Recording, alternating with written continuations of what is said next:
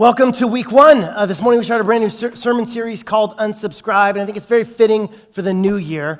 Before we dive into this morning, if you are newer to Prodigal, and maybe you've been coming a few weeks, maybe you've been coming a few months, but you'd like to hear more about kind of our story, some of our core values, ask questions, Discover Prodigal is a really great opportunity to do so. Discover Prodigal is going to be in the room right next to us, right here, immediately following service. It's about 20 minutes long, 30 minutes tops. We've got bagels and coffee for you. And so we want to encourage you, if you're newer and just want to get more connected or just ask more questions, just hop right over here. You get to meet our staff, and it's super chill, and the bagels are great. So we want to encourage you to make that happen. So there are times in our lives when we subscribe to something so that we can get a good deal, right? If we join this email list, we'll get 20% off. So we weigh the pros and cons, and we go, that's fine, I'll do it. There are other times where we bought something, and we had no idea that the fine print said that in the smallest possible font, if you buy this website, we will subscribe you and blast your email every morning at 6 a.m., right? Sometimes we mean to subscribe, and it's annoying. Sometimes we don't mean to subscribe, and it's even more annoying. But the story doesn't have to end with annoyance. See, the fine print that got you caught up in this mess is the same fine print that can get you out of it. Because at the bottom of those emails, those daily emails that blast your way at 6 a.m. every single morning, at the very bottom, in the smallest print you can find, it says, would you like to unsubscribe? And you got to use a magnifying glass to see it, but it is there. You can click that, and you can be free. In our lives, we subscribe to some stuff, and it's junk. We don't need it. Doesn't help us.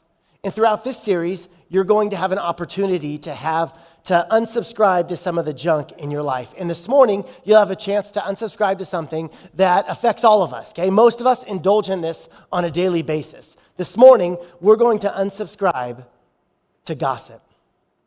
Go ahead. You can talk about it with each other. We see gossip everywhere we go. It's something that we all deal with. We don't even know it's happening. In particular, we see it in the supermarkets when we look at these things on the side called tabloids. Okay, you familiar with these? I'm going to put four tabloid headlines on the screens. I want you to determine which is an actual tabloid headline and which is fake. Okay, ready? Number one, fat cat owns 23 old ladies. Tabby Tubby rules the retirement roost. Number two, gluten killed the dinosaurs. Once they cultivated grain, it was over. Number three, alien Bible found. They worship Oprah. And finally, number four, world's smallest face. And also, Billy Graham's special Christmas message. Okay, so talk amongst yourselves. Determine which one you think. Is it 1, 2, 3, or 4? Think about it. Maybe whisper to the person next to you. You're all right. Those are all actual tabloids that you may see in magazines as you check out at the grocery store. Now, these magazines, these tabloid magazines, National Enquirer, these different types, they've been around since the 60s, and they're still selling. Even when we know something is not true, we buy it and read it for entertainment. I thought Rick Warren gave a great definition of gossip. He says, and how we know that we're gossiping, he said this, it'll be on the screens. When we are talking about a situation with somebody who is neither part of the problem or part of the solution, then we are probably gossiping. I think that's right. If we're honest, it's something we all struggle with. And the Bible actually speaks about gossip quite a bit. I just find that so odd when I think back to the ancient Hebrews, the ancient Israelites, the Jewish people. I can't, it's hard for me to picture them like sitting around a campfire and gossiping and stuff. The Bible talks about it a ton. Look at Proverbs 11:13, it'll be on the screen. It says this, a gossip betrays a confidence, but a trustworthy person keeps a secret. Are you a trustworthy friend? Proverbs 16:28, a perverse person stirs up conflict, and a gossip separates close friends. Has gossip severed any of your friendships? You don't have to think back to high school. I'm sure that happened then. We can think back to last week. We can think about last month, right? Proverbs 20, it says this, a gossip betrays a confidence, so avoid anyone who talks too much. Some of you are thinking of some people that you need to start avoiding right now. Proverbs 26, without wood, a fire goes out. Without a gossip, a quarrel dies down. Conflict dies down when you don't keep talking about it to other people. Now, what it's not saying, the proverb is not saying that we shouldn't talk about issues and just let them die down eventually. They'll eventually go away if we never talk about them. No, it's not saying that. It's saying what Rick Warren said, right? When we are talking about a situation with somebody who is neither part of the problem or part of the solution, then we are probably gossiping. One more proverb about gossip, chapter 26, says this. The words of a gossip are like choice morsels. They go down to the inmost parts. Sounds delicious. Choice morsel. It's an interesting phrase to find in the Bible. It's referring to the best part of a delicacy. Okay, my favorite kind of chips are Cool Ranch Doritos. Okay? Or as my son calls them, Blue Ritos. Okay? We call them Blue Ritos in our house. He and I both love Blue Ritos. And you know that the best chips are the ones that have all that extra seasoning on it. Amen? Like that middle chip there. It's so good, right? If you have just a little bit, like you can't really tell the seasoning on it and stuff, yeah, it's fine. I'll eat it. A whole bag. But those ones with the additional seasoning, it's like they stayed an extra long time. It's like that's heaven on earth. Now, I was having lunch with my sister several years ago. We both bought a bag of Blue Ritos, and then she put the really spicy ones, the ones with all the seasoning, off to the side. And then she kept eating the rest of her lunch. And I thought to myself, why is she not eating the best chips? So near the end of lunch, I asked, sis, why did you pull those chips to the side? Do you not like those ones? Hoping she would say, no, it's just too much seasoning and stuff, and you can have them. That would have been amazing. But no, she says the most reasonable thing ever. She says, no way, those are my favorites. I'm saving the best for last. Amen. Nothing could be more true. The well-seasoned Blue Ritos are the choice morsel of the bag. The Bible says gossip is like the choice morsel. It feels good going down, and you can't just have one. If you eat one, the whole bag goes down, right?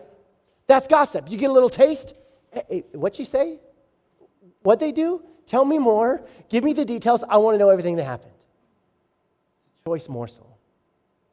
There simply isn't anything good about gossip. Now, there's more, but there's at least 4 different types of gossip, okay? I'm going to elaborate on these for you. Here's the one, chit-chat. This is the type of thing where did you hear that the Simmons are moving?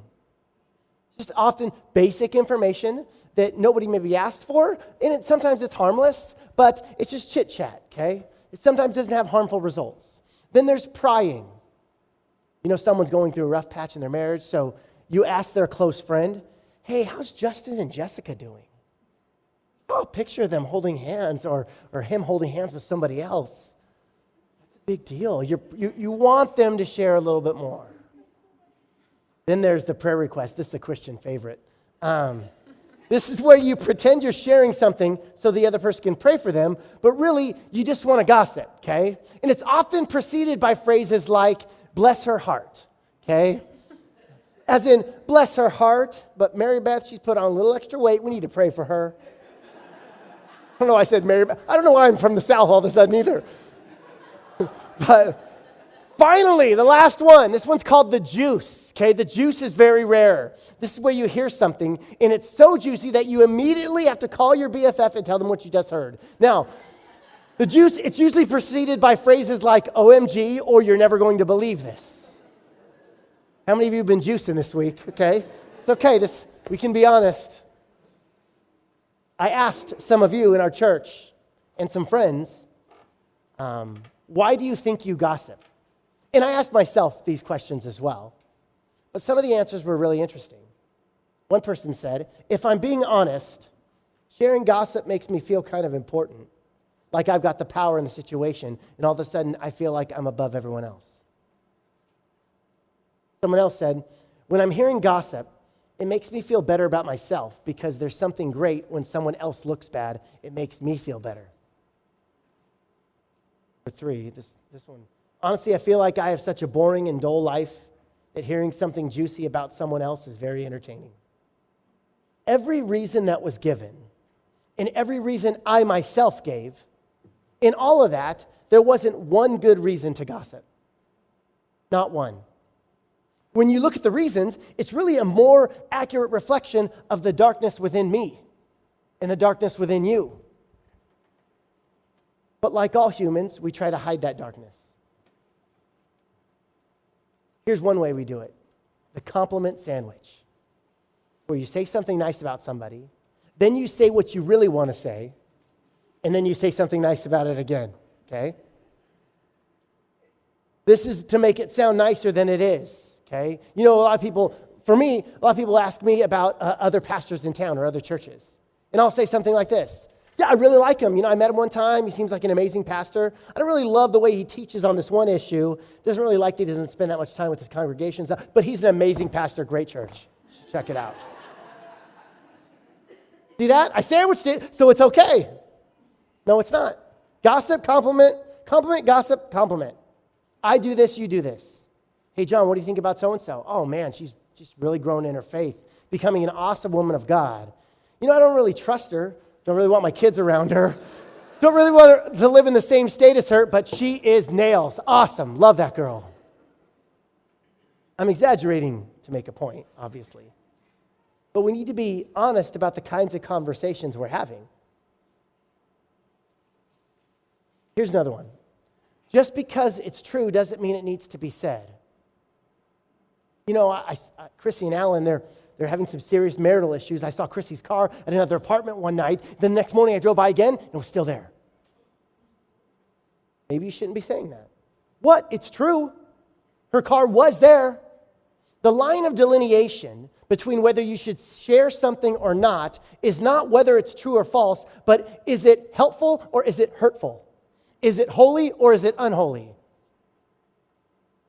As a Christian, everything you say should be true, but not everything that is true needs to be said.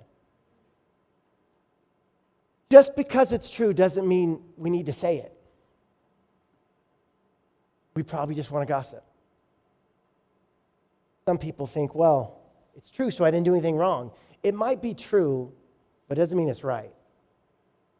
James, the brother of Jesus, has much to say about gossip and the way we use our tongues. And I encourage you this week sometime, read all of James chapter 3. We're only going to get through a few verses this morning. But he says this, it'll be on the screens. When we put bits into the mouths of horses to make them obey us, we can turn the whole animal. Or take ships as an example.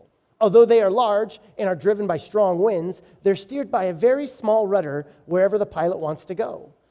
Likewise, the tongue is a small part of the body, but it makes great boasts. Consider what a great forest is set on fire by a small spark. The tongue is also a fire, a world of evil among the parts of the body. It corrupts the whole body, sets the whole course of one's life on fire, and is itself set on fire by hell. Now, when you go to the doctor and you're sick and you're not feeling good, what's one of the first things the doctor says to you? Stick out your tongue. Why? Because your tongue reveals something about what's going on inside of you. How we speak, how we talk, reveals what's going on inside of us. James says it's so significant that it steers our lives. It directs our lives. If you want to know where you're going in the next 5 or 10 years, look at what you say. If you want to know the direction of where your life is moving, look at your conversations. Look at the words that are coming out of your mouth. We shape our words, and listen to this, our words also shape us. We shape our words, and then our words shape us. Now, maybe you're not the one that's gossiping, but you do it like a good listen. I'm not saying it. I'm not gossiping. I'm just there. What am I going to do? Cut them off? Tell them to stop? Are you listening to gossip? You don't need to be super spiritual about it. Quote a Bible verse about gossiping. Okay, that's makes you look terrible. Okay, it makes God look even worse. So don't do that. Don't put it on God. But you can change the subject in a creative way, right? You can slowly remove yourself from the conversation. You don't have to stop and go, excuse me, that's gossip. So the Bible says, no, you don't need to be super spiritual about it, but you can change the subject. You can steer it a different direction. The tongue, it's a rudder, right? It's a bit, it can steer things. But you can slowly remove yourself from the conversation. Here's why. Because what you permit, you promote. So if you allow it around you, if you allow it in your own just listening, you're promoting it. And I know that this seems like, man, isn't there bigger sins to deal with and stuff? Ask someone whose life has been destroyed by gossip, by something said falsely, or something that was said was true, but it was not shared at the most inappropriate audience. Ask somebody. It destroys lives. Look at verse 7. It says, all kinds of animals, birds, reptiles, and sea creatures are being tamed and have been tamed by mankind, but no human being can tame the tongue. It is a restless evil full of deadly poison. This word restless here is the same word that James used in chapter 1 when he talked about a double-minded man being unstable. In other words, it's saying it's liable to break out at any moment. It's a restless evil. You can't pin it down. It could go off at any moment. You never know what the tongue's going to do. Then he says that it's like poison, deadly poison. Literally, in Greek, it's venom. That gossip, the tongue, is like snake venom. Even the word gossip sounds snaky, right? Gossip. Snake. Gossip. It can hurt people. It can damage people. It's poisonous. A Jewish newspaper once described gossip as this: the most deadly bug. It has neither legs nor wings. It is composed entirely of tails, and most of them have stings. Would you consider unsubscribing to gossip this morning and instead subscribe to encouragement? Encouragement is the cure for gossip. You've got a big mouth, use your big mouth to be loud about encouragement. What do I say? Who do I say it to? You're struggling. How can I encourage? I want to encourage you to encourage. I want to encourage you to follow God's leading. That still small voice that says, encourage this person. Encourage that person. I heard a story this week about a kindergarten classroom. There's a boy in that class who was kind of sitting off to the side against the wall. He was very downcast. And the substitute teacher was there in front of the whole class. She says, why are you over there? What are you doing? Come over here. Why are you by yourself? Why are you sad? And then the boy says, well, my teacher said that I could do this when I wanted to because my dad just died. She says, oh, honey, I'm so sorry. When did this happen? He said, well, two days ago, my dad was in a car accident. A 5-year-old child loses his dad. So he sat in the back of his classroom. So the sub says, the whole class is kind of hearing this whole interchange. So she says, okay, class, everybody, let's encourage him. Let's say something nice to him. So now a veteran teacher would have known that it's a terrible idea to get a bunch of 5-year-olds to help in the bereavement process, right? It's a bad idea. It's not going to go well. So one little girl raised her hand and says, I have something to say. My dog died, and that makes me sad. And the teacher's kind of cringing and was like, okay, anyone else?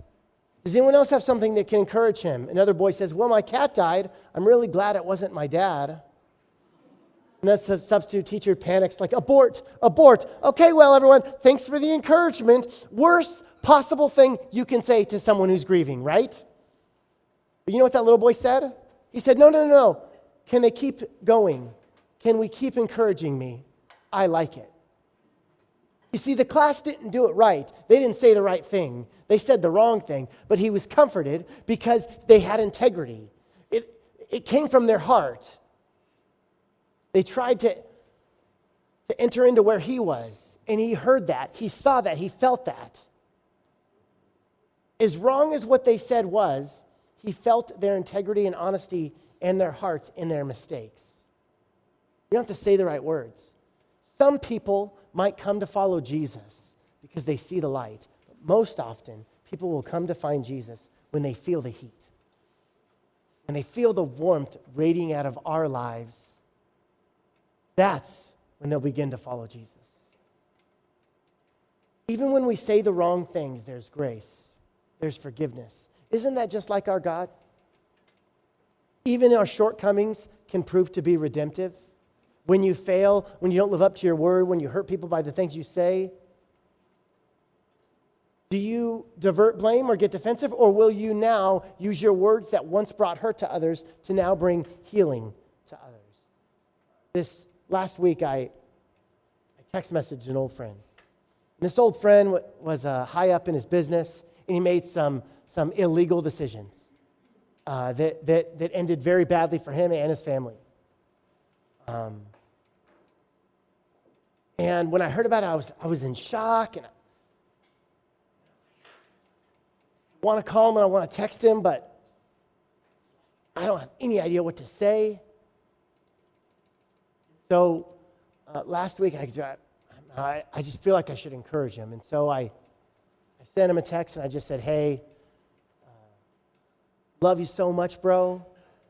I know that in times like this, people who love and support you often don't let you know that because they don't know what to say. And I'm confident that that's true for you. Lots of people love and support you. They just don't know what to say. But I just wanted to send some encouragement your way. Love you, bro. Let me know if there's anything I can ever do. We talked back and forth and stuff, and it was just amazing. I was so glad I sent that. I was so glad I sent that. Is there someone that you know you need to send something to? Someone you need to encourage? And you might not have the right words. It might not be very articulate, but can they feel the warmth? Can they feel your heart and your integrity beyond the actual words that you say? I want to invite Noe and the band to come up. And we're going to do something different for this sermon series. If you've got a smartphone, pull it out. You unplugged for Christmas? Okay, it's time to plug back in. Now, you don't have to do this. You do not have to do this. But if gossip is something that you've been subscribed to, whether on accident or on purpose, and this morning you'd like to unsubscribe to gossip, then we want you to open up your email and then type the word gossip and email it to prodigalunsubscribe@mail.com. Prodigalunsubscribe@mail.com. You'll immediately get 40,000 emails from us. No. You'll get one. You'll get one email from us confirming your unsubscription.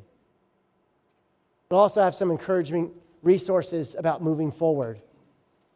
But we encourage you that, and this is going to be up during the first song, for a little bit of the first song, so that this is a prayerful email, okay?